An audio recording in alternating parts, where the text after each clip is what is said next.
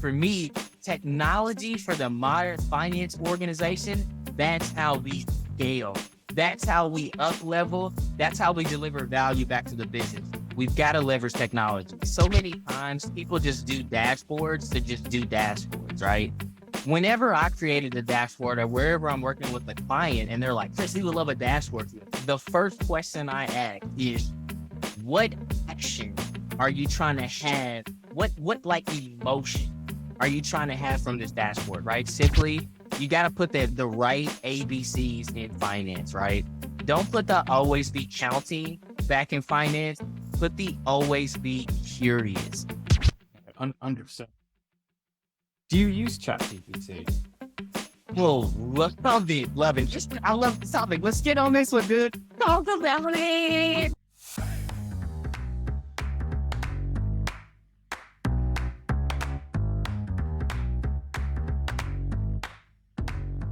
Hello, and welcome to Tech for Finance, where we help finance professionals leverage technology to level up their lives. I'm your host, Ben Shilton, and in this episode, we're chatting with Chris Ortega, Fractional CFO and CEO of Fresh FP&A. Chris started his career in the audit division at EY before going on to build and scale the finance organization at multiple companies. Chris led the Americas finance organization at Amansys and was instrumental during its acquisition by SAP post-merger integration. Chris now runs Fresh FP&A, which he formed in January 2022 and provides fractional CFO and advisory services to businesses that allow him to transform and scale their finance organization. Chris is based in Indiana and loves boxing and is a lifelong fan of Dragon Ball Z, Vegeta mood all day. Before we start, if you like what you hear today, please remember to subscribe to Tech for Finance on your favorite podcast platform and on YouTube. And for more content, head over to techforfinance.com. Thanks for joining me today, Chris. It's great to have you. Man, it's a pleasure to be here, man. Love all the work that you're doing, Tech and Finance. Thank you for having me as a guest. No worries. Absolute pleasure. So over to you to start then. So tell us a little bit more about how Fresh FP&A was formed, because it's coming up to about a year that things have been going for you now. Yes, coming up on a year, man. So starting Fresh FP&A, I've been leading, I grew up in accounting, finance, FP&A, and financial leadership for over 17 plus years, primarily focused in like high growth businesses, and scaling businesses. And, I was at a fast solution and things didn't work out, honestly, Adam. Like it didn't work out. Expectations and reality were a lot different. And Adam, I found myself at this fork in the road, right? Do I continue to go down CFO level roles, continue to do that? Or do I take the leap of faith and chase my passion? And I started Fresh FP&A because I felt there needed to be like a fresh perspective on finance, right? Like when I was going, I was like, man, like I've had all this experience. I know what it takes to transform and scale a finance organization. I know what it means, all the pitfalls, all the lessons learned. And I felt that there needed to be a fresh perspective on finance. So that's how I started Fresh FP&A. Perfect. And yeah, it comes across. I mean, anybody that follows you, and what I'll do is I'll put some links to your content in the show notes as well. The enthusiasm and energy comes across. So it's definitely seems like the right move for you. Yeah. And you've been enjoying it, right? Yeah, it's absolutely amazing, man. And I think the most amazing part is not only the clients that we get to serve here at FP&A, but the broader community. I think one thing that I just been very impactful in my journey in building Fresh FP&A is building and connecting with so many different professionals that are not just in the finance organization. These are people that are in sales. These are people in the HR. These are people in operations. And I think one undertone that you see from that is there's a lot of people that maybe have that fear or don't know how to take that leap of faith, right? They have their big boy, big girl job, but they would love to do like these side passion projects. And honestly, like that's how Fresh FP&A was developed. Like I've been doing Fresh FP&A consulting, fractional work, thought leadership work for the last 7 years before I even went full time into Fresh FP&A. So just had my VP of finance, those higher level finance jobs, but I was doing this on the side as well too.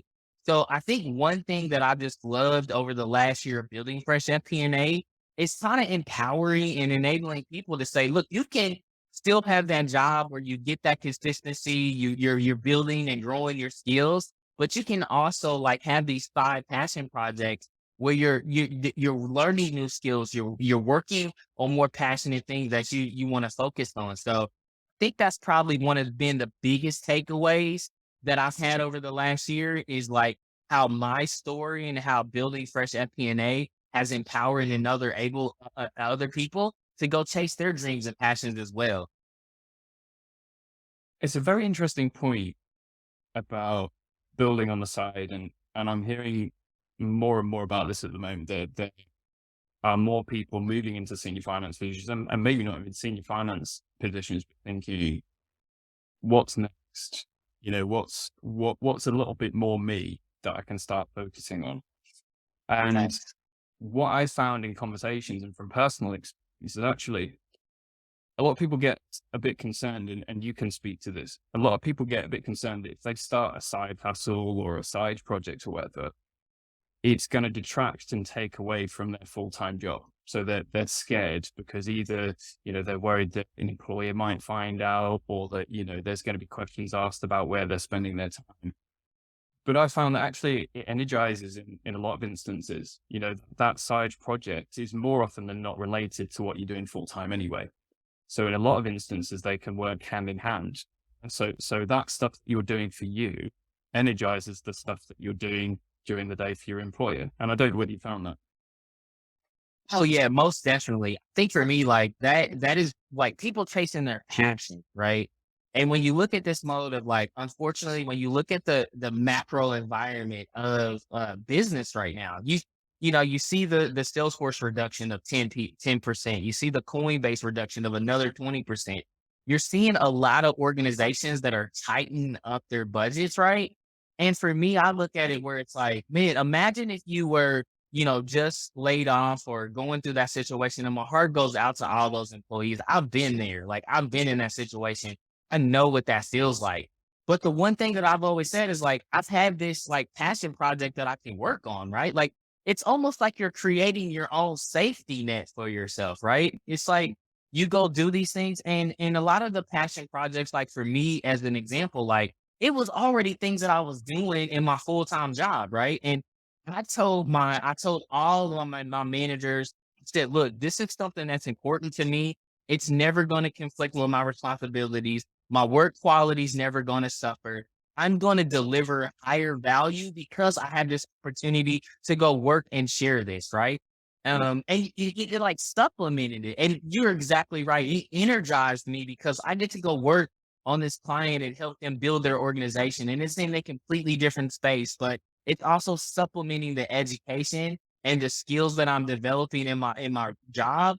And to me, I think like that safety net aspect of it that it created, that I'm able to make passive income while also working a full-time job and like I'm getting fulfillment from both different areas, right? Like I'm building an organization, I'm writing the story, but I'm also using my skills, passions, and talents and experience to share that with other people and building that same story. So for me, I think it's like 100% like following that purpose, finding that passion and executing on it. Yeah, totally agree. Totally agree. And the next, and we'll jump around a bit. I did send you some questions, but I very rarely ask them in order. Um, so with doing lots of things, full-time job, and finance pros never got any time anyway. Everybody's always asking questions, send me this, send me that. Oh, we need to do this, we need to do that. So if you are going to consider taking on more work, you need to be ruthless with your time. And I can see from your experience, it seems as though you've always leveraged the technology with a view to freeing up that time piece. So when you look at the different companies you work for, you've amassed a huge amount of experience implementing different software tools. So some notes here. I mean, you moved one company. We did a full Office 365 migration in 2 days for one company, didn't you? Yeah. You set up Power BI to measure lagging and leading KPIs, which obviously is going to save you time in Excel. You've got the Oracle Hyperion stuff, which took you 12-month rolling estimate from 6 to 2 days. And then you've been creating commission reporting tools, which comes back to that bridge that you mentioned between finance and other departments. So yeah, if you talk a little bit more around that. Was the aim of those tools with a focus on saving time? Was it a focus on solving a challenge, or was it a focus on these are the ambitions of the business, we need the tools to be able to achieve our goals? So can you talk about that? I think the number one thing to solidify why I did all of those is definitely what modern finance organizations are struggling with right now. Humans don't scale anymore, right? Traditional finance, right? Growing up in finance, a lot of times CFOs, and I get a lot of clients and prospects that come to me with this problem. They think that they have a problem and they're like, hey, what solves the problem? Go hire more people to solve the problem. And you'd be surprised, Adam, how so many organizations suffer from that fallacy where it's just like, we got a problem, go hire people to solve problems. Earlier in my career, even going back to my public accounting days, I was like, that's not the solution. Technology is meant to scale you and your people. This is what I talked about in my 6 pillars of financial transformation, right? Those 6 pillars being people, process, partnership as the foundation of building any modern finance organization. The scaling pillars to scale on top of those: platform, performance, and profit, right? That is what it's meant to be. So like my mindset was saying, hey, I can no longer get to the higher value activities I want to do, really get into the strategic level thinking and scale myself across all these different businesses if I don't leverage technology, right? Like I never had the luxury, and I'm pretty sure a lot of the VPs of finance, the CFOs that are going to be looking at this conversation, we don't have the luxuries to go like hire a bunch of like people. We don't get the 20 different head counts that we get to get, right? Mm. I was reading an article by CFO Dodd yesterday, and the CFOs have to do less with more. But that's where technology comes in, right?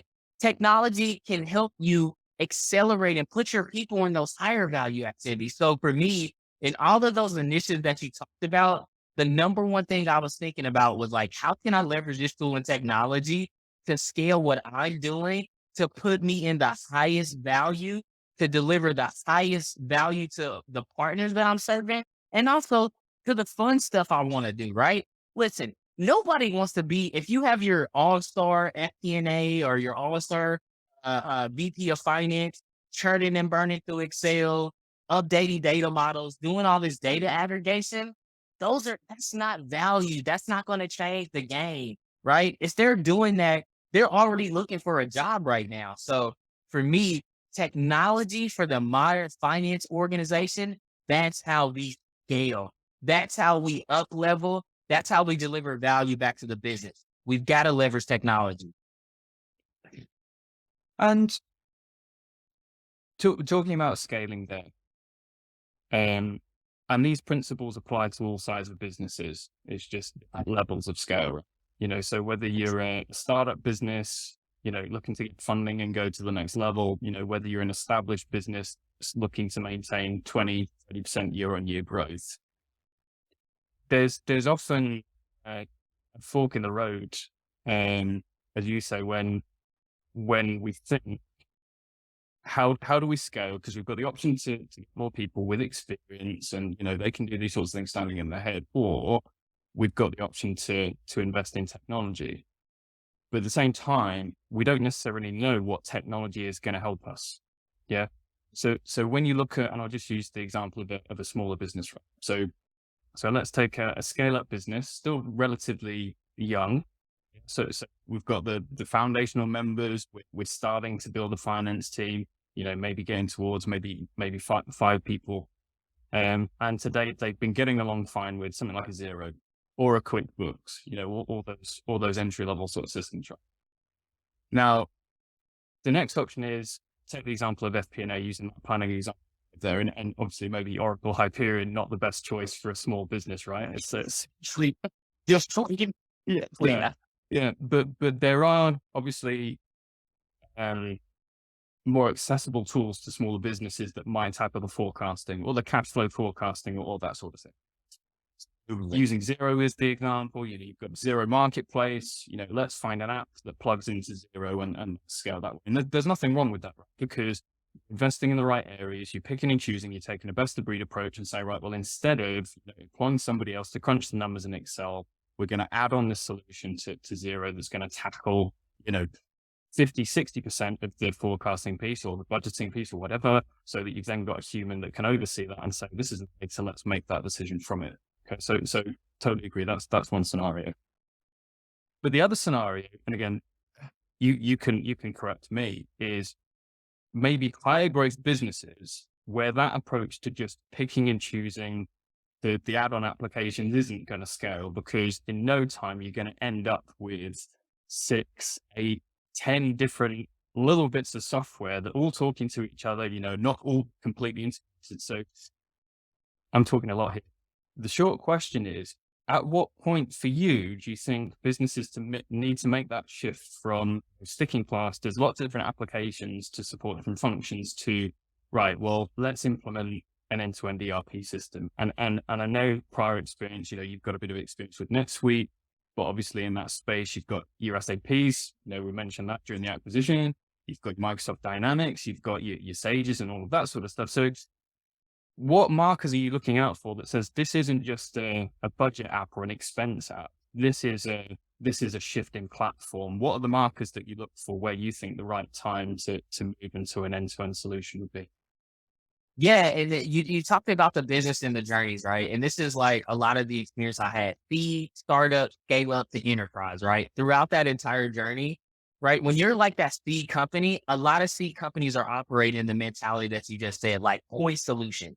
I think of them, they're finding their chemical compounds, right? Hydrogen is maybe QuickBooks, oxygen is maybe like Power BI with QuickBooks, and then their carbon is going to be Excel to do some of their data analytics, right? They're creating all these different recipes of formulas. You just have to. You're scrappy. You don't have the time, energy, and effort, probably the resources or expertise to go get those bigger solutions, right? Once you get into that startup phase, maybe you're a Series A, you just raised that Series A level money. Now you're thinking about, okay, we're broadening our market positioning. Like a lot of things are changing in the business. Maybe your market position has changed, the total addressable market, your ICP is changing, right? Now you start to get more mature in terms of how your business is being directed, right? Once you get to that scale up phase, now business is not just about the finance organization. It's not just about the rev rec. It's about contract administration. Once it starts branching outside the finance organization, you start getting rev ops, you start getting marketing, you start getting client success.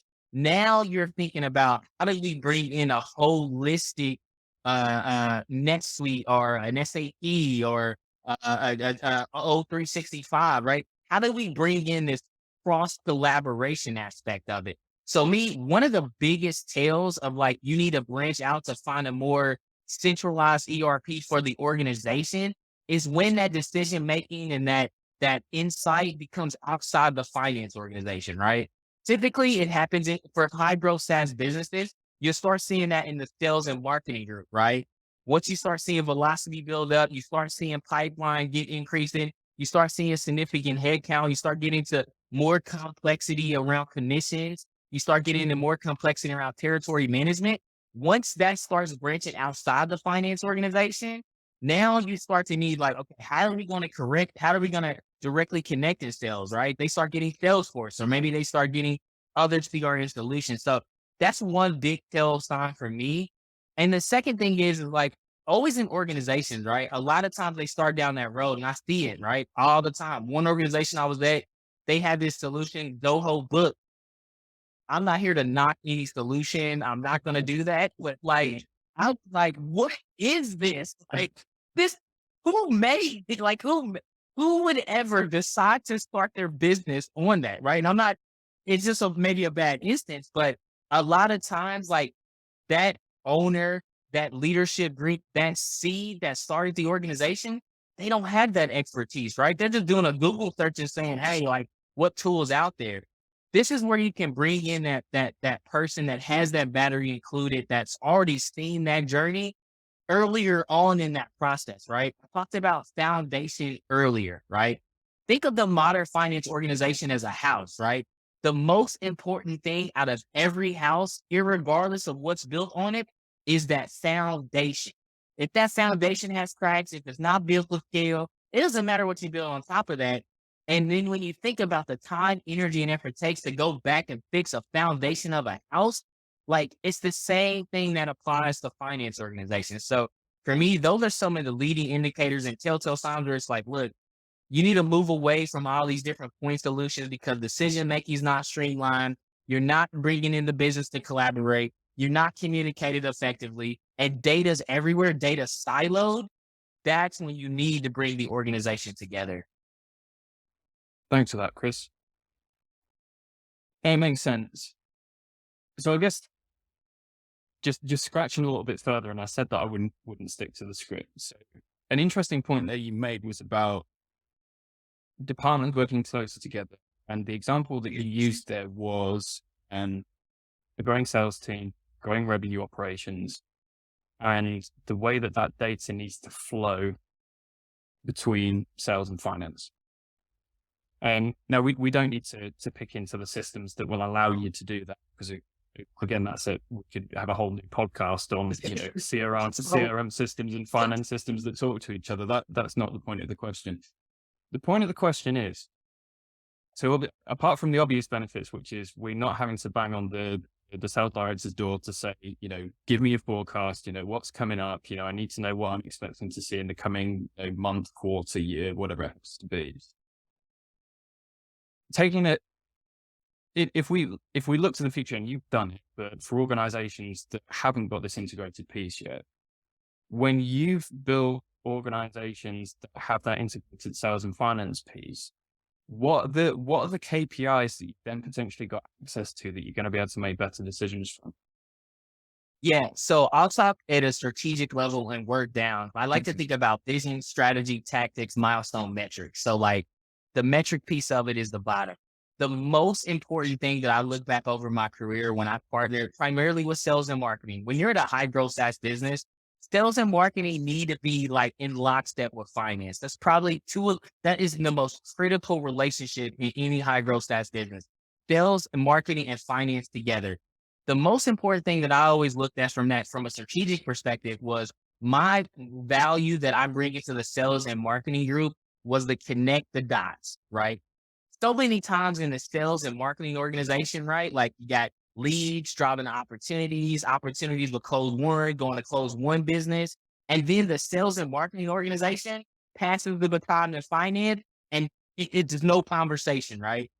One of the biggest things that finance organizations can have is connect the dots further along. Like, how does that lead that came in from that event that was worked by that sales rep that closed that, 90 days, which contributed to a 35% win rate that had this kind of contract valuation? How does that follow away all the way through to revenue, to cash, to dollar revenue retention, to customer lifetime value, right? And what I would do is I would hold quarterly trainings with the sales organization and marketing team. And I'll say, hey, let's go do a retrospective of some of the great deals we had. I want to tell you the story of ABC company. Maybe that was a closed one opportunity, right? I'll pick one of the largest deals that we had and say, hey, I'm going to tell you the retrospective of ABC company. Here's where it first came in. And I would walk them through that entire journey. Here's where, Nicole took the first SDR, took the first call and qualified it. Here's how it moved through the sales cycle, right? Here's how we got it into contracting. Here's ultimately the first time we recorded revenue on it. Here's the first time we collected cash. Here's the upsell that we could potentially get in it because we closed a multi-year contract.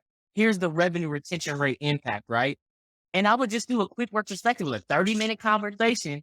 But why that was so valuable, because sales, marketing, finance can see that entire journey, right? We were having conversations of what we could do better, how we can improve.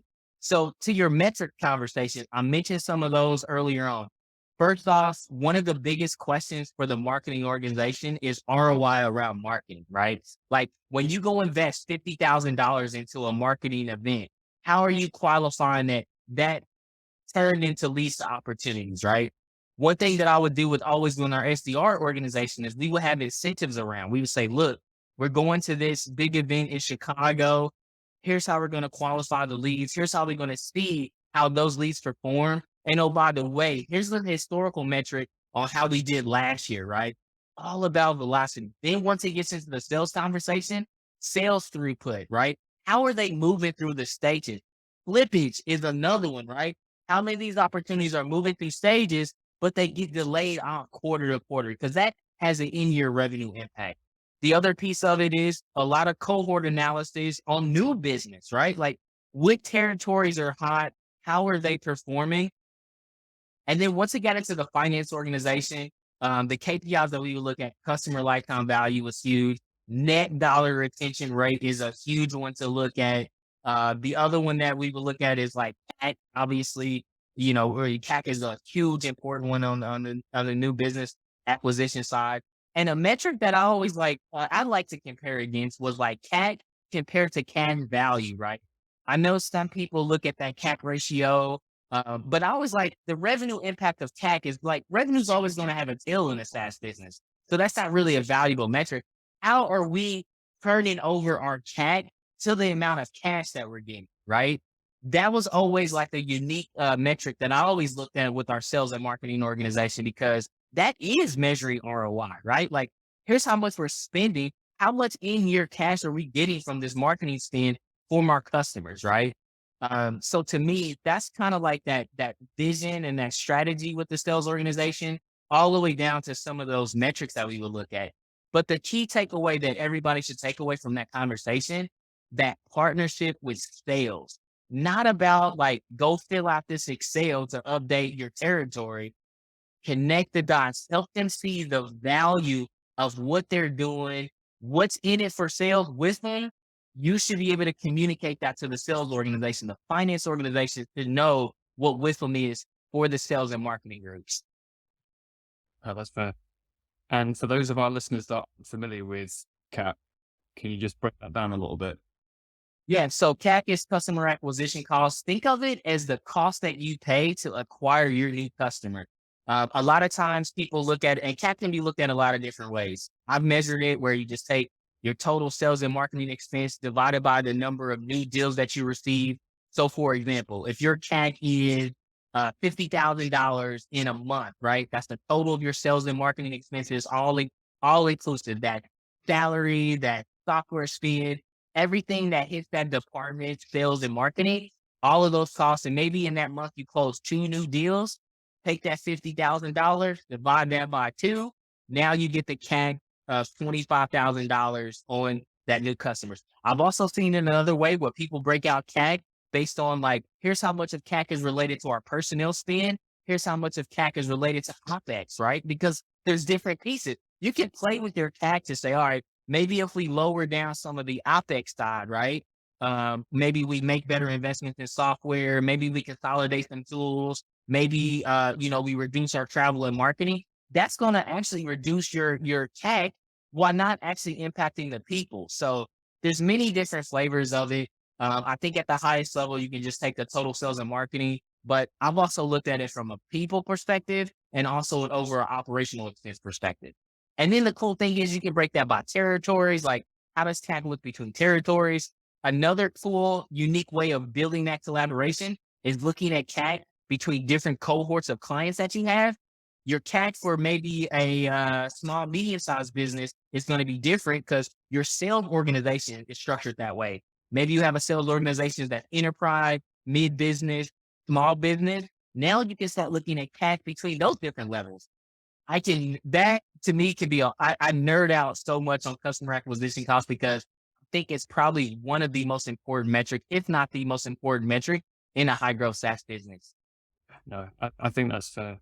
And then obviously the idea is we've been talking about integrated solutions, right? Where you Yes, might be able to create a dashboard that says, oh, just show me the data in a pretty dashboard.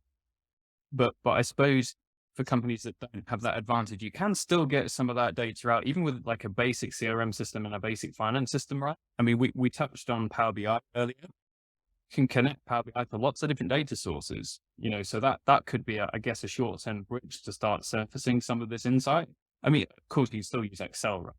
You know, we're not Excel bashing. It is still a tool. It is still there to be used, but we're talking about speeding up workflow.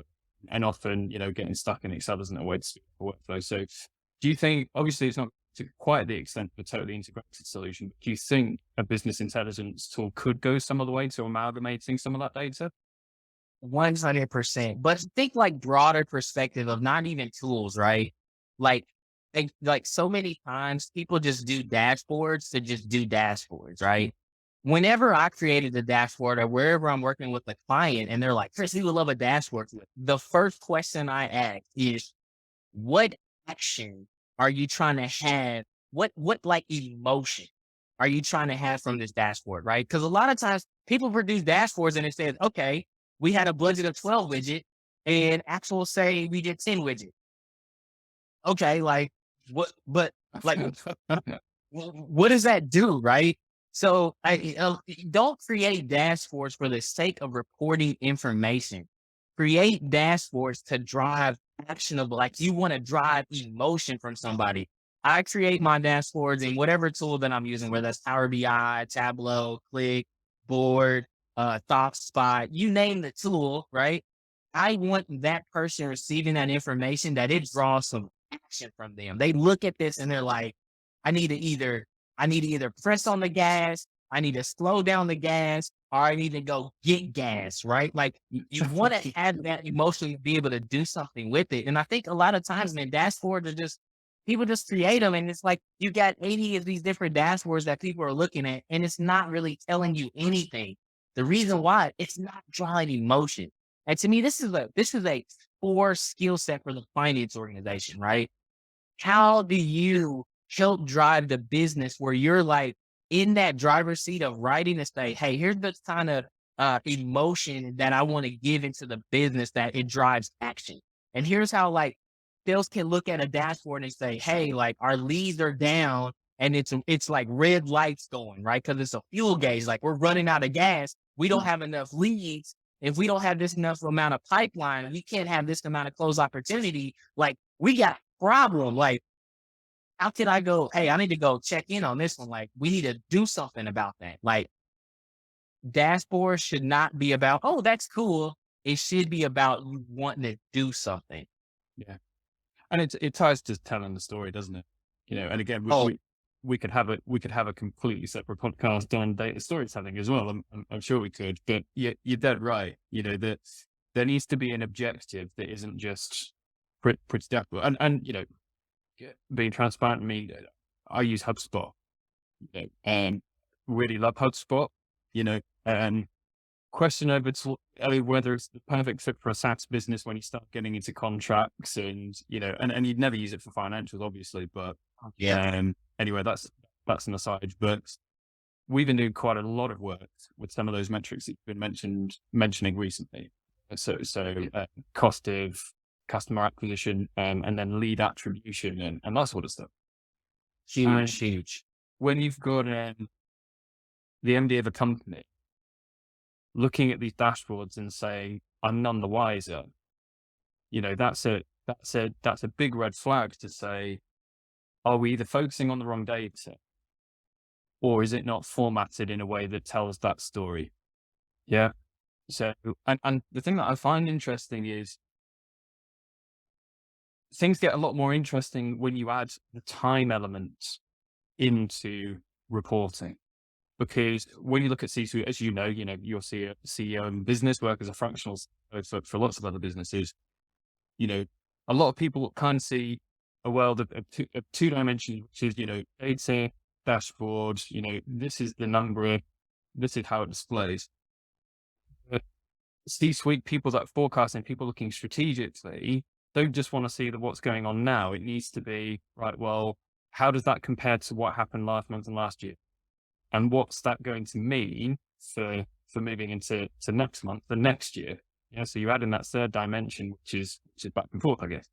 So coming back to that point about lead attribution is such a pain, because if you're It's just invested, if you invest in marketing in all sorts of areas, you don't always know whether guests hosting on a podcast or, being involved in that webinar or investing in this billboard in the middle of a city center is going to lead to those leads coming through. And in HubSpot, you've got the concept of, first stage, second stage, attribution. This is potentially the first time they could have heard about you. This is potentially the second time that they've inquired. So it's difficult to choose what you want to be that metric is. Where did they first hear about this? But that aside, using the example of the dashboard. So let's say we set up Power BI and we had Power BI pulling some data on number of leads, number of leads converting to opportunities. And then we've got data coming from our finance system that's syncing up with the customers. So we've got that record that says, this is kind of the full story, I guess. And this is how much revenue we've produced over the past however many months or years. Great. Maybe a pretty representation, but A, people probably know a bit of that already without needing to see it again, but B, what's the end goal? So if we switch that to a storytelling approach and we say, right, it's not just leads, but let's look at all of the mediums that we were using in terms of marketing spend, lead attribution, and let's have a look at, right, well, actually, quite a large pot of our new names have come from this kind of marketing investment that we didn't really think was going to perform well, but actually it is. And how does that then relate to the way that we tweak our sales cycle? How does that then relate to the way that we manage the billing after the fact? And it's being able to, I guess, set a context. And as you say, from that emotional response of what's next and what is the target, it's going to be useful rather than just displaying data in a pretty format. So I went off on a bit of a tangent there, Chris. I'm sorry, but Yeah, I love it. Is that kind of aligned with your thinking? To them, it's 100%. I would even go even more high level to summarize it. When I always think, and if it's 4 steps to give those finance people listen to this or looking at this, there's 4 questions that you need to have. What did we say we're going to do? What did we do? What are we going to do about it? And how are we going to get it done? Let me break that down, right? What did we say we're going to do? That's past, right? I said 6 months ago that we were going to do $1 million in Q1 in sales, right? That answers that question. To your exact point, that gives you that history. It gives you what did we say we're going to do, right? It gives you that context. What did we do? That's time period now, right? I said we were going to do $1 million. We did $2 million. Nice. What are we going to do? What are we going to do about that? That's the forward thinking side of it, right? Now the most critical and a lot of great, good 95%, 90% or finance organizations. If you answered those 3 questions, great job. Pat yourself on the back. But we don't want to be that. We want to be great. We want to be top. We want to be, Argentina winning the World Cup kind of finance organization. How did we do that? That's where you take that whole retrospective, right? You look and see every piece along the way, you tell that story. If you're a finance organization and you're able to give the business, what did we say we're going to do? What did we do? What are we going to do about it? And how did we deliver on that? Game changer, right? You've answered the 4 questions. And once you're able to walk the business through that, that's the challenge. The how part is the challenge, right? Now you got to go back and succinctly simplify. You got to speak the business language. You got to find the right path and right talk track and story to deliver that value to the business. But as you keep that momentum going and keep doing those exercises, that is tremendous value, man. And to me, I think those are the 4 critical questions that drive that emotion, that drive that insight. And if you get the business walking along in that journey, I remember being in finance organizations, Adam, where people were excited about our retrospect, excited about those conversations, right?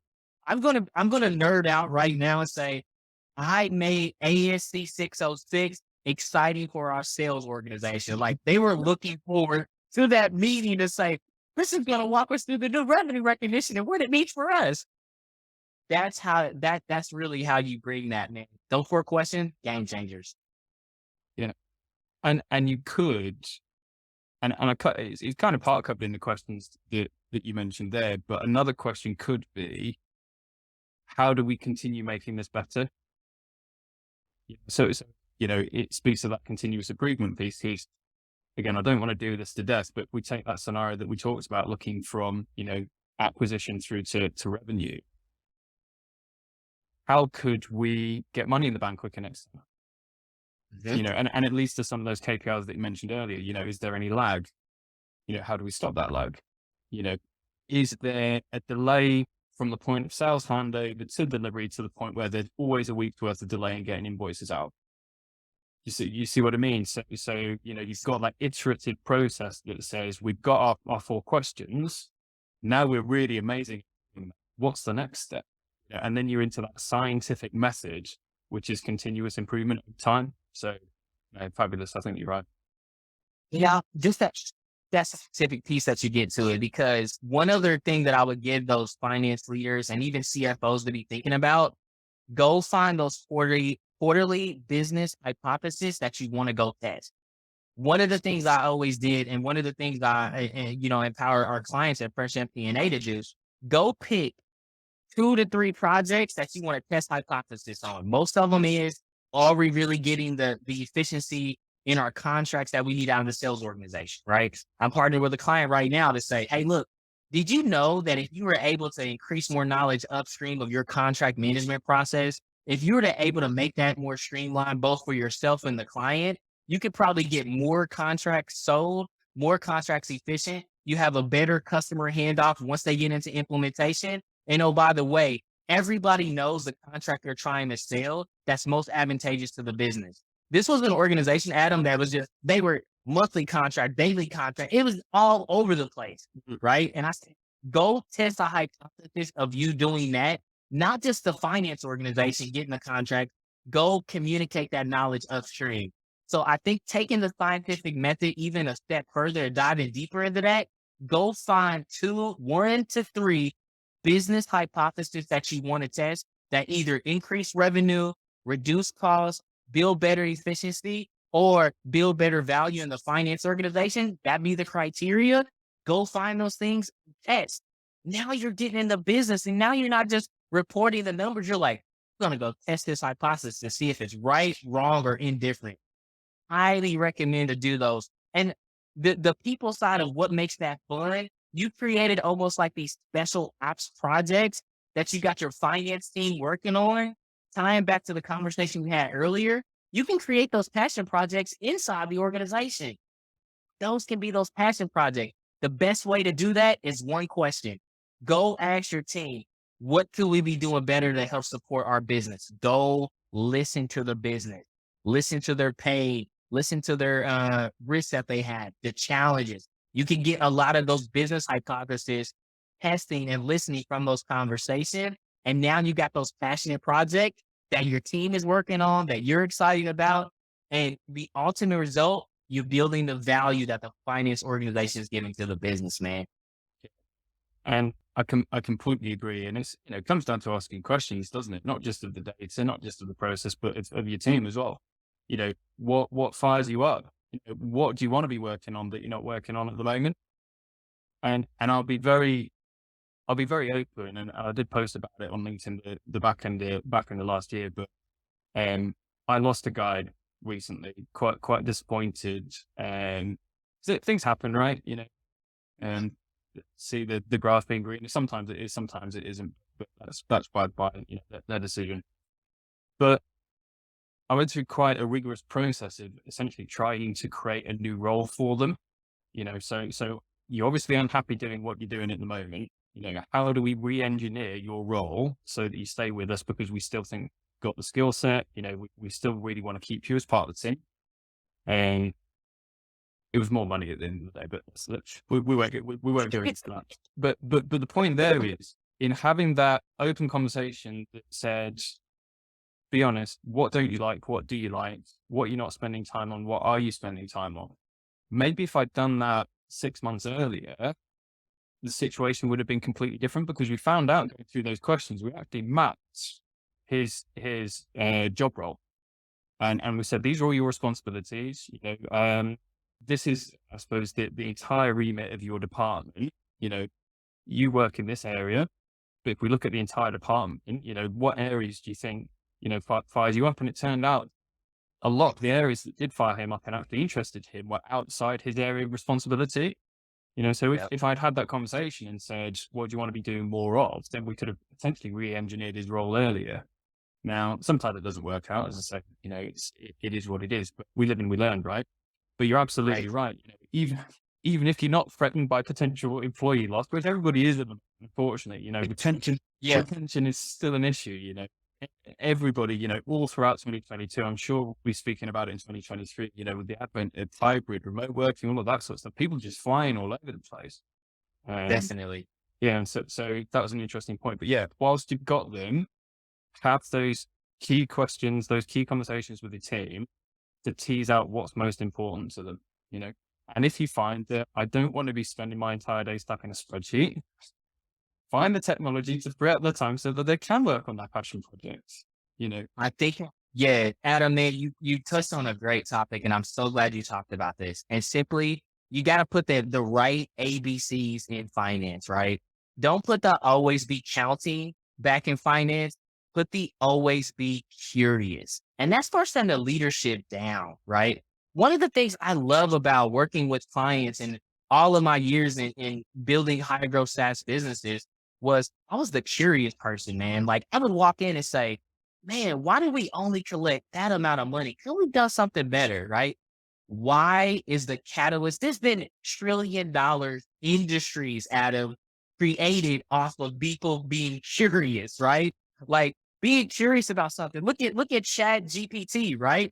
That's the best like wildfire curiosity project. You go out there daily, and I'm just like, man, when is the last time Microsoft traded above this level? And what was their quarterly performance and revenue target that they hit? You talk about being curious about stuff, that is the right place. And when you build that curiosity inside your organization, you go uncover those things, right? Like I always have my team like working on those quarterly, I call them process excellence initiatives. Go find a process inside the business that you go collaborate with the business that either increase revenue, drive costs down, increase more efficiency, or build a better collaborative relationship. Go find those. Work on, and your responsibility. And I would tie compensation to them, right? I would get that metric in there to say, if you complete these projects that you've identified, you get like a spot bonus or extra bonus around that, right? But that's the thing, man, is like curiosity is a superpower in the finance organization. Yeah, 100%. Do you use ChatGPT? Oh, love it. I love the topic. Let's get on this one, dude. I'm trying to tease that one out there because I was like, talk about it. We've got to, you've got to talk because I lost my Christmas to it. 100%. I got an account. I was like, hang on, this is free. I, First, it's funny, right? yeah, yeah. We- It's not going to be free for much longer because I hear they're spending like 2-3 million a day on infrastructure and just the price of running the servers. And I'm sure it's not just that. I'm sure there's a lot more, employees, all of that sort of stuff. But yeah, you talk about curiosity that you can get yourself into a pretty serious Chat GPT hole because it's not just the traditional Google approach, which is, tell me how to cook this recipe. It's, oh, well, change this recipe so it's gluten free. Is that iterative being able to, and let's take a step back for listeners who don't know what Chat GPT is, because it is still really new. Yeah. It's developed by a company called OpenAI, and Microsoft are in on the game, aren't they? So they're partnered with Microsoft, and it's a conversational AI platform. Uses data up until 2021, so historic texts, internet pages, all of these sorts of. It's heavily focused on language, right? Like language based. But the whole aim of it is that it's meant to be like almost like a personal assistant, like a research bot, whereby you can ask it pretty much any question and it will get back to you with a really concise, informed response. They've banned it in schools now because people are getting it to write essays for them. Write me an essay on, the downfall of Napoleon and whatever it is. And it'll write you a page worth of essay. So it's exciting, but it's also quite terrifying. Now, don't want to put words in your mouth, Chris, but obviously you and I produce quite a lot of content, whether it's, LinkedIn or blog posts or whatever. Um, and ChatGPT will give you themes, if you want to ask it a question, let's scratch a little bit deeper on this. Well, what is a challenge here? Give you bullet points and all that sort of stuff. So as a starting point, content is also really useful.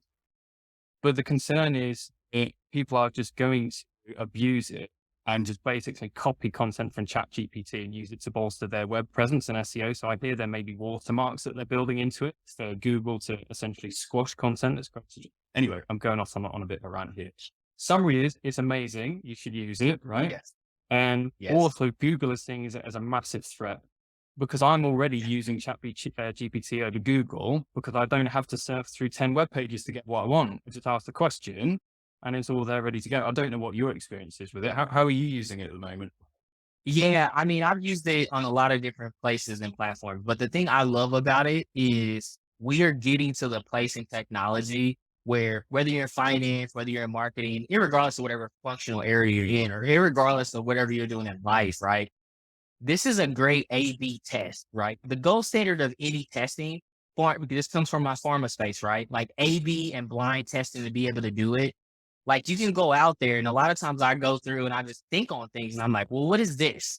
And then you say, all right, well, change this aspect of it. Like I'll write a question and say, one of the things I posted on my LinkedIn was I checked in Chat GPT, what is a fractional CFO, right?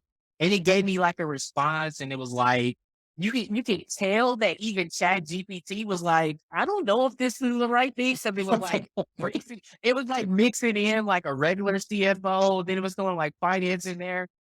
Feel like it was going through, but like one of the cool things that you can go through with it is like you can actually add comments and say, nope, this isn't really it. Like this is a better definition of it. And the AI learns from your feedback that it gives, right? The application that it has is tremendously important, right? And I've been leveraging basically what the core technology, the baseline of what it uses on is called something called NLP, natural language processing. So it takes the language that you write and it processes that to articulate the question you're trying to answer. Adam, back in 2009, I worked at a software company called Chopstock Search, and we used the same platform, but it was text based. So you would ask a question on text, what is Michael Jordan's birthday? We would read that through text and it would actually serve back an answer based on the population of questions that were asked. So I remember using natural language processing way, way back then. I won't age myself for everybody listening, look and viewing this, but it Uh-huh. has huge applications, right? I seen a great tweet yesterday. It says Chat GPT won't take your job, but a person leveraging Chat GPT will take your job. I was like, yo, that's game changer, dude. Because we talked about this earlier in the conversation, right? For finance organization, we talked about scale, right? If you look at solo entrepreneurs, if you look at people like yourself, me, other great people in this space that are building their business, right? You can only scale so much. Once they're able to get that incorporated inside of like business productivity tools, dude, I'm gonna be on a call one day talking to Microsoft is already doing this in their Power BI application, right? Because they have right? We're gonna get to a place where you can talk in your phone for whatever the name is, a Cortana. Give me our last sales projections for last year and this year, and what's our forecast deviation year to date. You're gonna be able to say that on your phone. It's gonna have that. It's gonna tell you what it is, and it's gonna have that in your screen, right? Think about the value and how that changes the game for the traditional CFO and the modern CFO, right? The traditional CFO, they get that email, they feel all powerful, like, yeah, the business is asking me what our sales was last year and what our forecast is and where we're tracking. I'll wait to answer that later. Modern CFOs, you've already given that to the business because you're focused on that's not the value to the business anymore. Let technology give that to the business. I want to focus on those four questions that we talked about. Overall, artificial intelligence and machine learning has a broad application across the board. Let me answer the question. Do I think it's going to take people jobs and replace them? No. Those tools are meant to upskill you, whether you're in content, whether you're in finance, whether you're in marketing operations, use those tools to upskill you to have higher value to your clients, to your team, or to the environment, or to the community that you serve. That is really the value proposition. Yeah. Yeah. You're absolutely right. And I think, and I don't want to be too controversial, but there will be a bit of a divide. There'll be the forward thinkers. There'll be this forward thinkers not resisting and thinking, I'm going to avoid that like the plague because I'm scared of it. And there'll be people saying, this can actually really help me, like you and I that have already been using it. And in legitimate and totally above board ways, not to produce, thousands of pages of web content just to get the SEO rankings and all of that sort of stuff. But take some examples, right? And I've got a fair amount of experience in sales, right? And so let's imagine a complex software sale, right? An ERP system. Traditional approach to selling an ERP solution is initial phone call.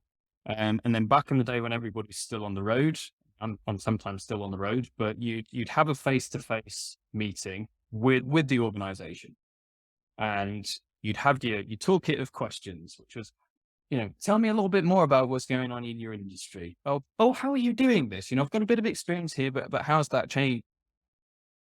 Look to the future, irrespective of whether it's face to face or on Teams or on Zoom. You don't need to ask those questions anymore. Like ChatGPT, tell me industry trends for this type of company that I'm about to go and speak to. Yeah. Tell me the challenges of this company that I'm likely to meet. Yeah. So then you're already ahead of your competition because you've already provided a context and you can already demonstrate that you understand the business that you're speaking to. And then you can just focus on the key questions that are how can we add value? What are your ambitions? We know where you are. We learned where you are in 5 seconds, well, subject to a few probing questions. And then again, you might be able to give a finance example, but ChatGPT, how can I get people to submit their budgets on time? ChatGPT, how can I have meaningful conversations with people on what it means to me to actually get something met on a deadline? Do you see what I mean? And it's kind of, it goes back to that curiosity piece, doesn't it? How can we supplement our knowledge to basically shortcut having to do a lot of the learning and research? And this goes back to the point about it being banned in schools because modern kid, and it's scary to think what's going to happen, right? But the whole education system is going to need to change. Because if people are getting, glasses now, you can already get your Google Glass and your glasses record and all that sort of stuff. But if you've got ChatGPT that's scanning or something like ChatGPT, scanning your surroundings, feeding the conversation and pulling up on screen insight that's relevant to the conversation, we're going to end up with kids who kind of already, and they already kind of are with the Oculus headsets, merging with machines to the point where a lot of the brain power that used to be used for knowledge retention and that sort of thing just doesn't need to be used anymore. So how can that brain power now be used? And I don't think we truly get it yet. We still don't understand our brains. Take out all of that learning process, take out all of that useful information and supplement it with something that's providing that knowledge. Where's that brain power going to go? And I don't know the answer yet, but I'm very excited to see where it's. Yeah, man, it's super cool. And I think like in summary of what you just said, man, like that whole fact pattern you just walked through, right? It's upskilling you, right? That sales conversation, you spent all this time in this, right? Now technology has replaced all of that, right? Most of it. Not I would say all of it, right? I think, all and always are bad words, but it replaced majority of that. Think about the time, energy, and effort and efficiency now you have to focus on these higher value things, right? Like that to me is where I think the value of it is that it puts people in the right position, delivering the highest value and the highest partnership. And that echoes in the finance organization, right? I see people all the time post on LinkedIn where they're like, hey, write me a macro inside of Excel where it'll do A, B, C, and D, and it'll do that. And it'll give you the entire script. You literally copy that in there. I remember writing macros. I remember write me a formula that does this and it gives you the Excel formula that you have to just copy and paste right now, right? Like, give me, a control procedure around debt collection, around cash collection, right? Now it's reading you this whole procedure that you don't have to go Google search, find all these templates, read them. This doesn't, Write me a collection policy that relates to a retail and e-commerce business that's under $2 million. Boom, you got that right there. Now you cannot spend that time, energy, and effort writing the words, finding out a document. You focus on delivering that to the business and tying that out to the business. You focus on what we talked about earlier, connecting the dots. How does this process improvement connect the dot to the sales, the operation organization that drives a business outcome? That's where you want to be positioned. And I think we are on the cusp of it. It's still new. And I agree with you. You're going to have those people that are going to sit in two different camps. I am team technology adopter. I am running forward the fire. Yeah, you and me both. No, that's really great. How are you doing for time, Chris? We've already overrun a little bit. Oh yeah, we're good. I have like a couple more minutes. It's at 11 o'clock, but I'll just message her. This is being like a great conversation, dude. This Yeah. is awesome. Yeah, no, This is really we'll definitely have a round. I'll say we have a round soon, about 6 months. Once because the ChatGPT competitors are already banging on the door. Right? So oh yeah. There's actually tools that are like I read about it yesterday where there's a AI that's going to be auditing AI to know whatever you're doing came from AI. Dude, it's fucking crazy. It's so exciting, dude. Like I mean, it's $1 million. It's going to be $1 million people. You see on YouTube right now, if you chat GPT, there are like so much being content created on how to make passive income off of it, dude. We are this topic right here is on the cusp of something like the people that are riding this wave, man. These are going to be the people that are going to be like the future billionaires, bro. It is amazing to see. Yeah, yeah, agree. Hey, before we close off, I know we'll edit this and post. Do you want to do a quick like closing question, and that way you have the full kind of like conclusion of this one? Oh yeah, absolutely. And the last question that I tend to ask is, and you can't say it's Chat GPT now. We've talked about that a lot, right? But the question I always ask is whether there's an app, gadget, desktop app, piece of software, you just couldn't live without.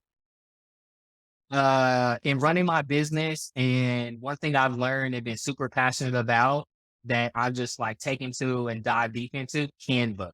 That will be a tool I cannot live without.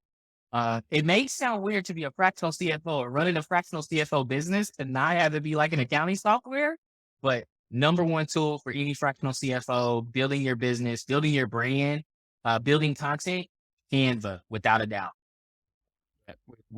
Yeah, it's talked about quite a lot, and that Canberra is a success story, right? And that's a whole different conversation. But yeah, that is, you mentioned multi-billion-dollar business.